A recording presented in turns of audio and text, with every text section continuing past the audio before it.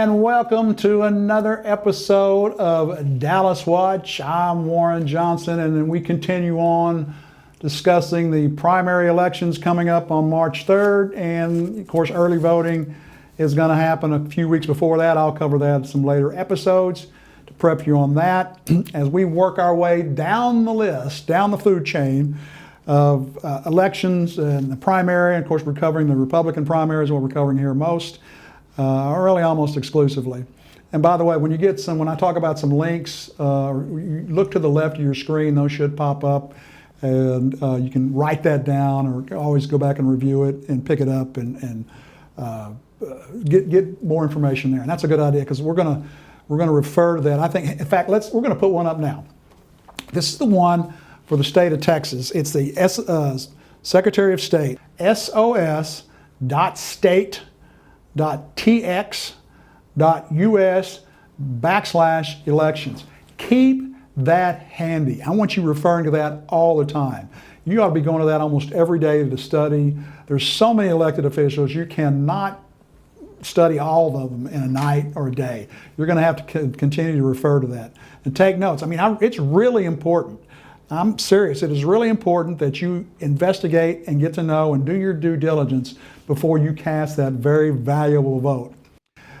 What we're going to discuss today or talk about today is this very mysterious organization in the state of Texas called the Railroad Commission. We're also going to talk about the Supreme Court justices, and we're going to talk about the Court of Criminal Appeals. We're just going to barely touch on those. Because hopefully none of you will have to go to the Supreme Court of Texas or the Court of Criminal Appeals. I hope you're all good people, but more importantly is the Railroad Commission and getting to know that. The Railroad Commission does not regulate railroads. It used to. But back in 1891 when they created it, when they had the railroad barons and the robber barons and so on and so forth, they created this organization to regulate the railroads. And regulate them they did almost into non-existence, but it was there. But at a certain point, they quit regulating the railroads. This is what they do. And this is from their website. The Texas Railroad Commission is the state agency that regulates the oil and gas industry, gas utilities, pipeline safety, safety in the liquefied petroleum gas industry, and surface coal and uranium. Yes, uranium mining. Despite its name, it ceased regulating railroads in 2005, so not too long ago. But really, they were rarely regulating railroads for about the last 40 or 50 years. There's 3 commissioners on the Railroad Commission. They're voted in for 6 years each in staggered elections. So there's only one up for election now. He'll get to serve 6 years if he's reelected. And this guy's name is Ryan Sitton. On the website there for the Railroad Commission, we'll throw that website up there for them as well, where you can research the Railroad Commission. This guy seems to be, he's got a bio up there. He seems to be a pretty decent guy, pretty sharp guy. And nobody's running against him in the primary, so at least as far as we know, unless there's been some changes after this episode appears. But that's what it is. With 3 commissioners, 6-year staggered terms. So what does the Railroad Commission do? And well, I'm telling you, it's hard to really find out. I kind of knew, but I was looking for something to actually read to you to get a little more exact, in case I wasn't exactly right on my recollection. But the Railroad Commission, acts like a court. This 3-person court decides on disputes between oil and gas drillers. The oil business is a lot about closeology. What's closeology? Well, the closer you get, the better chance you have of hitting a well. So if somebody's drilling over here, you want to get as close to them as possible if you're also drilling, because you have a better chance of tapping into that well.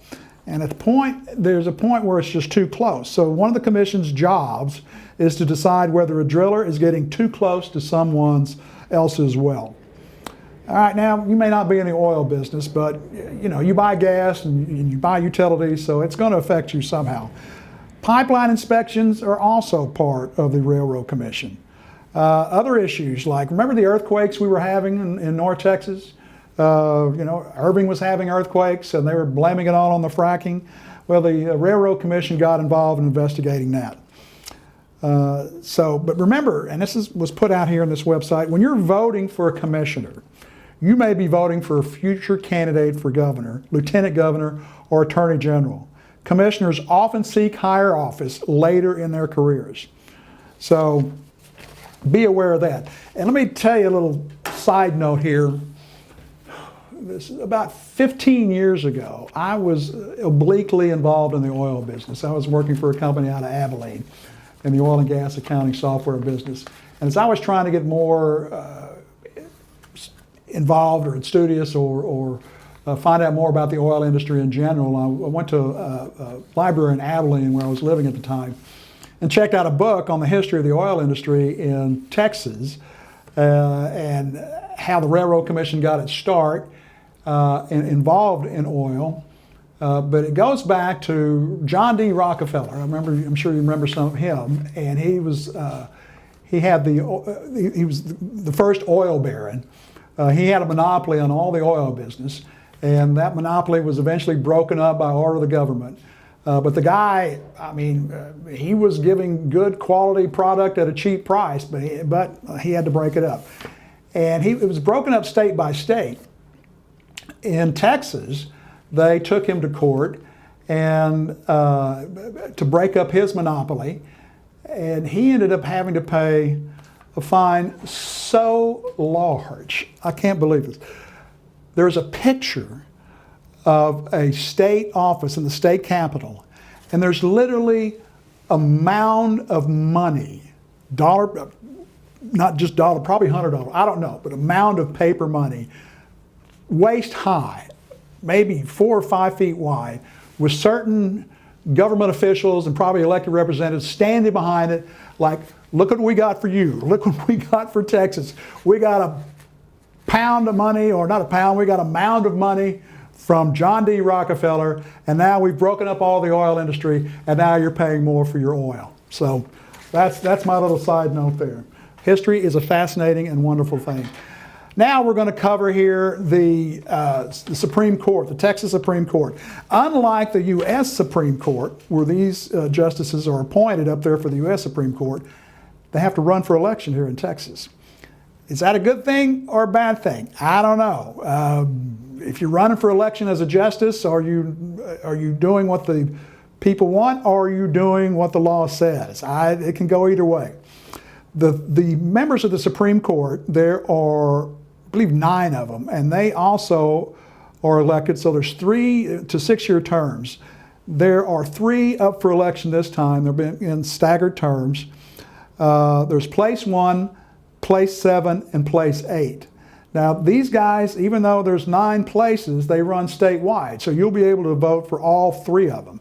The incumbents right now, which are running again, and I believe are Republicans, are Nathan Hecht in place 1, Jeffrey S. Boyd in place 7, and J. Brett Busby in place 8.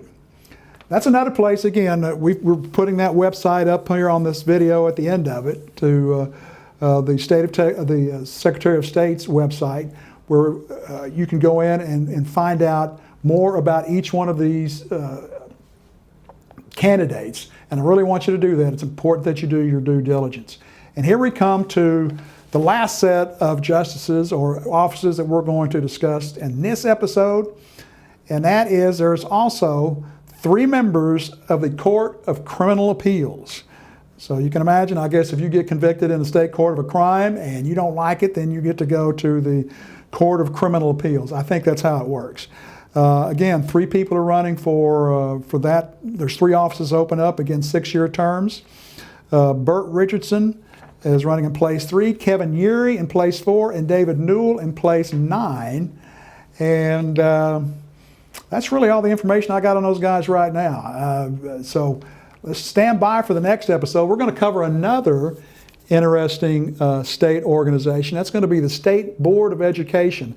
That's a critical race. All right, so we're going to cover that the next episode. Stay tuned. You guys have a great day, and we'll see you next time. Bye-bye. I really appreciate you tuning in to watch the show. Please hit the like and share button and share it with your friends and family. If you'd like to give us some feedback, we'd love to hear from you. Just email us at dallaswatch2020@gmail.com. Also, please consider a tax-deductible donation. You can go to www.returnlee.org. And also, don't forget, tune in every Friday, 7:30 Dallas time. New episode comes out of Dallas Watch. See you then. So long.